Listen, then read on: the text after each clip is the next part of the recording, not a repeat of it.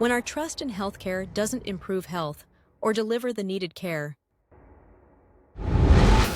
Kids with autism or on the spectrum have issues related to autism at some level. And these are things that we didn't see in the past. And as much as people can say there's conspiracy theories about vaccines or what have you, we need to know what's going on. This needs to stop, because we can't keep having a society of individuals that every few children is born with something that's going to be in varying degrees debilitating to them and their success.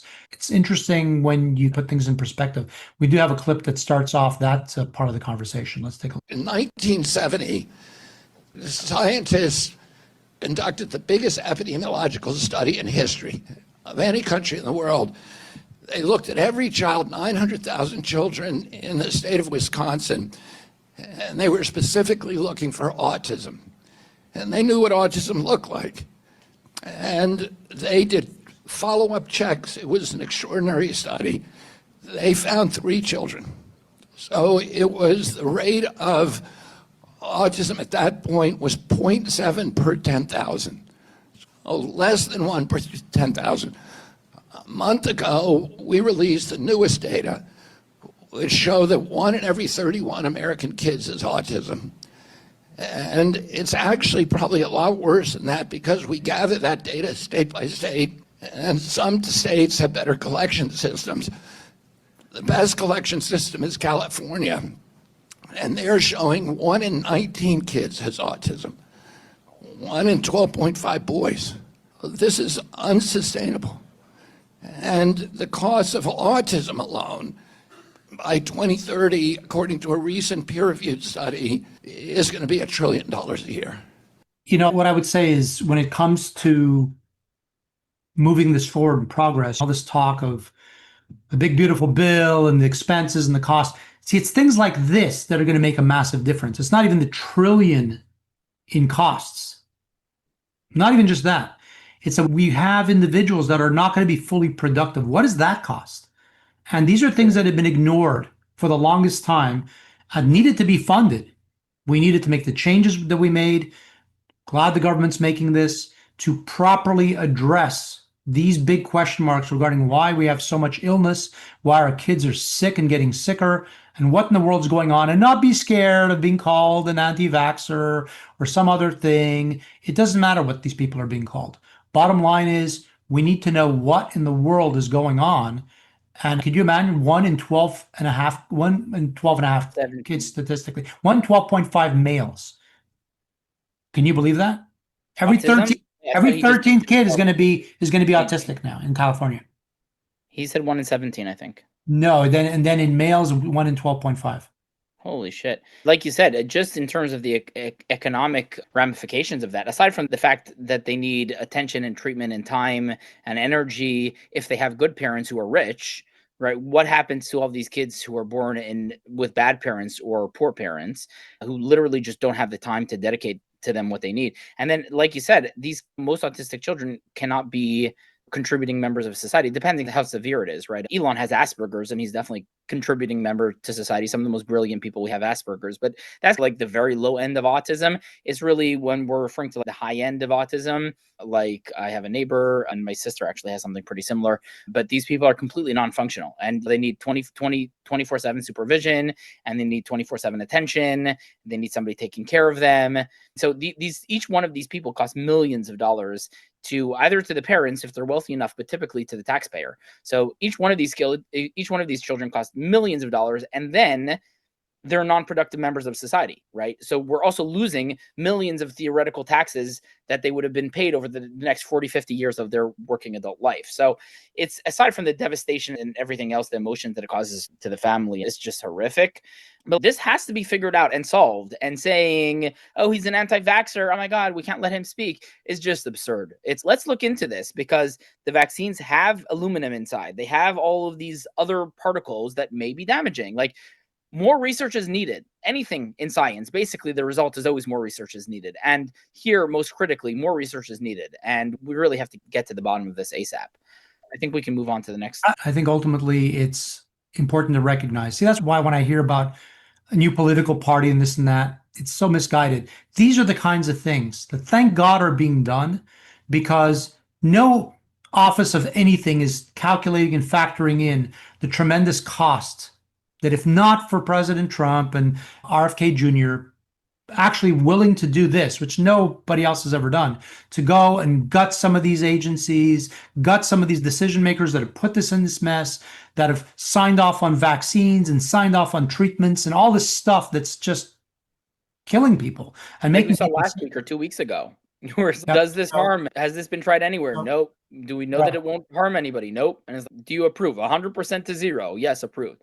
That's what we had before. They all got thrown to the street and replaced because of that, because that's what got us to this point. So when people talk about fiscal responsibility and the debt ceiling and this and that, it's unfortunately they don't usually take a full step back and grasp it. If this other stuff isn't done, the rest will never be enough. It'll never be enough. And because guess what? Just the cost, the medical costs and the loss of opportunity costs and so forth in the labor market for a lot of individuals and for people being sick, the only companies that make money are the healthcare companies and so forth, but nobody wins as a country. Let's take a look at where we are at the state of healthcare now. Let's get an introduction to that.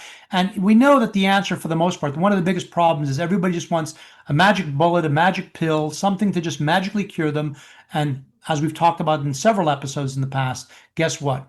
These things often have consequences. Let's take a look. Ozempic, Mounjaro and Wegovy, miracle weight loss drugs that have changed lives. But now another risk is emerging, drug-induced hepatitis. And in certain people, if left untreated, it can become permanent damage to the liver. Besides social media posts about liver irritation on Mounjaro, Australia's Therapeutic Goods Administration has received official liver injury complaints about Ozempic and Wegovy. Symptoms can include abdominal pain, especially the upper right side, nausea and potentially vomiting, fatigue and loss of appetite, although that's also a common side effect for these drugs. Anyone taking a GLP-1 medication should be under regular doctor review, and that should include in-person, face-to-face review. Another known side effect, blindness or eye stroke. But with life-changing results like these,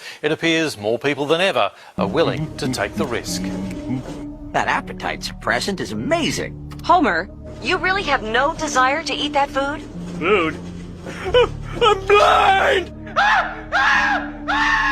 Who's gonna buy a pill that makes you blind? We'll let marketing worry about that. In a busy hospital reception. Sign here. But what am I? Standard forms, everyone signs. This story repeats every day. What is it, doctor? This man has no insurance. He'll never be able to afford this room. You're right, nurse. Extract the patient to the hallway. Stat!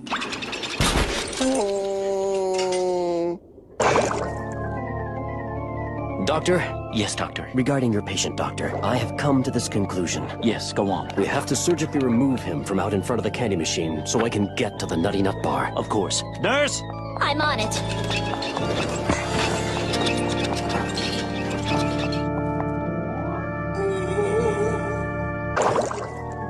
Excuse me, Doctor. Administrator Flotsam, what can I do for you? It has come to my attention that your patient, Mr. Krabs, is out on the front sidewalk. Yes, he is. Oh, what were you thinking, man? We're trying to run a business here. We can't leave patients on the sidewalk. Not to worry. Nurse! I'm on it. That's pretty much healthcare in a nutshell. Yeah, and we've discussed extensively GLP-1s before and the side effects and just what we've experienced personally with our families on it and stuff like that. So you guys can go to previous episodes and listen to that. In terms of the fact that it can cause blindness, that's crazy. Liver problems, I think we knew of, but blindness, that's a little new. That whatever it is, SpongeBob or whatever it is really right on point, both with the one where he doesn't notice any of the food because he went blind. I mean, the Simpsons are always good at predicting the future, and then this SpongeBob of, oh, it's a problem. Okay, let's just kick him out. Unfortunately, that's what we tend to do with a lot of our problems is just kick them down the road. And then when they keep on showing up, we just kick them down the hill. But they never go away unless we handle them. You may be fixing one problem, but you might be creating three more.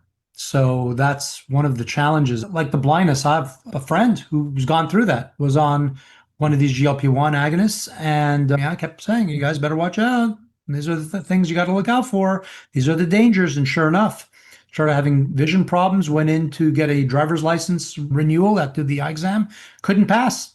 And it's believed to be triggered by this issue with GLP-1s. So ultimately, that's just sad. And one of the other things that was in the clip, it showed someone at the hospital having to sign all these documents. I was with a patient just a couple of weeks ago, and this is a standard thing. You go to a hospital, there's someone sitting behind the computer. You don't see what's on the screen. They give you this little signature pad and they go, sign here, sign here. Now you're going to have to initial 3 times.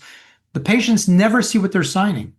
Never. And I remember even if they did, can they take now 6 hours or 65,000 hours to read through the 12,000 pages that they're signing on? Hell no. Yeah. So I made a comment to the person behind the thing, and I was like, this is like comical. I said, because the person is signing, they're under duress because they're like, okay, let's go, just sign. Person doesn't want to be the one odd man or woman out being like, they're suffering. A jerk about it. So they're signing, but if you're signing something that you really have no idea what you're signing, how valid is the signature, number one? So that's an issue for the hospital that really at some point they could be questioned as to whether these signatures are valid. And number two, so I joked with the guy, I said, listen, so if somebody wanted to print this out, would you even know how? And then he got all offended. Of course I know how. I said, we didn't even offer it. That should at least be offered to every patient. Hey, would you like to see this? Or have another screen. No, there aren't enough pages in the entire hospital to print out one of these documents. It's not enough paper. But it just goes to show the scamminess of you're entering into essentially a contract. You're allowing all this stuff to happen to you, and there's no look at it. And to talk about the level, the same as all the digital things we sign. If you want to do something online, you have to sign, accept, and agree. Who goes? At least online, if you want to read, it is there. If you want to scroll, this you're not even. It's not even offered. It's not even offered. Yeah, but unless you're a lawyer, you don't understand the. I understand it. Unless you have 12,000 hours to go through. But that's another. Those are other arguments beyond even not being shown what you're signing. Because this is just to the next level. It's even a level beyond that, where you're not even being given the chance. No one's even encouraging or saying, hey, what do you want to watch? You sign that sign. Don't worry about it. It's all good. It's about, this is for this and this. And you know what? That's oftentimes the misguided level of trust that exists in the healthcare system. Please stay healthy and be sure to watch our other clips and shorts and the entire episode 17 of the YoJoeShow Podcast.